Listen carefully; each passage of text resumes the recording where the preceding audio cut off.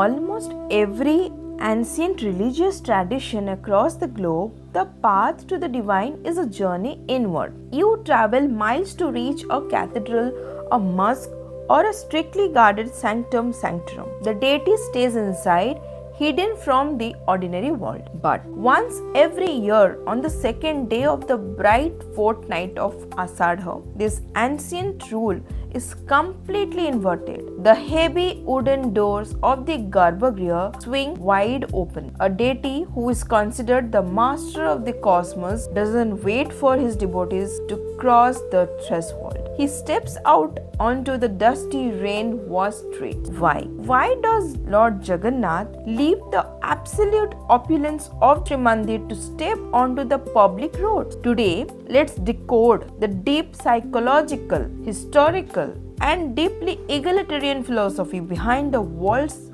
oldest chariot festival.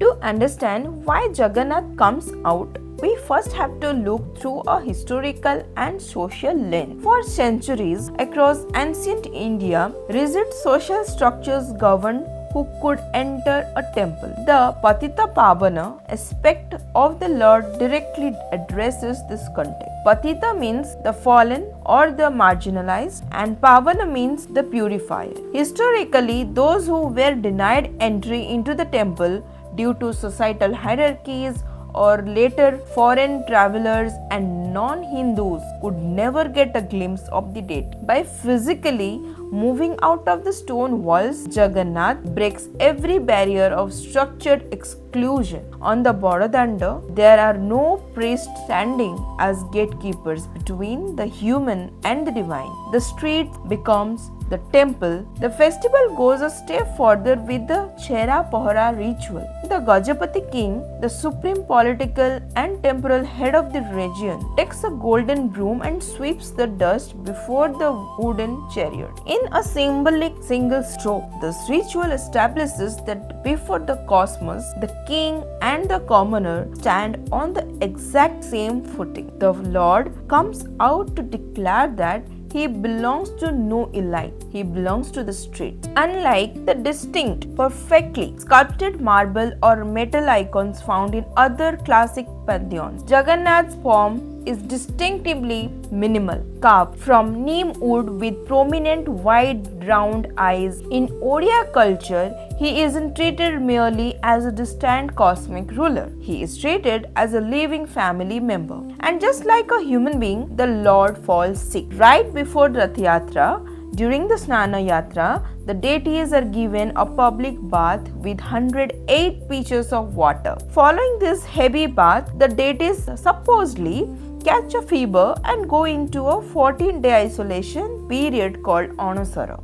During this time, the main temple kitchen closes and the public cannot see them. The Rath Yatra is essentially the grand return after recovery, but it's also driven by deeply relatable human emotion, the longing for home and family. The journey to Gundicha temple isn't a military procession or a show of power. It is a journey to their aunt's house. It mirrors the human desire to step away from daily responsibilities, visit relatives, eating comforting food like the podopitha, and change environment. By attributing human vulnerabilities like sickness and family longings to the divine, the festival bridges the emotional gap between humanity and the cosmos. Beyond the social and emotional elements, there is a profound philosophical blueprint embedded in the very mechanics of Rath Yatra. The Katha Upanishad presents a famous metaphor where the human body is compared to a chariot. The chariot itself represents the physical body.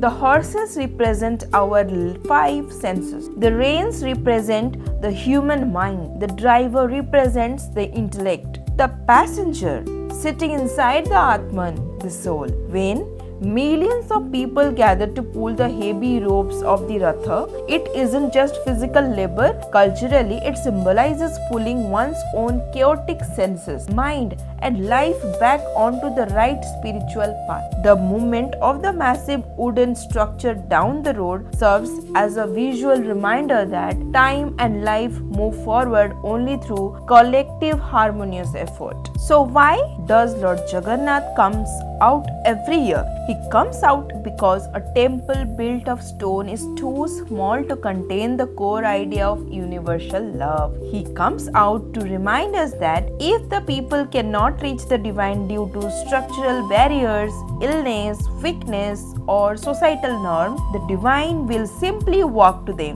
The Rath Yatra is a living celebration of accessibility, equality, and profound empathy. It's an annual reminder that the grandest truths are often found not in a silent isolation but right out in the middle of the crowded, noisy, joyful street. What part of Rath Yatra tradition resonates most with you? Let's talk down in the comments below. If you appreciated this analytical look at our shared cultural heritage, make sure to hit that subscribe button. Until next time, Jai Shri Jagannath.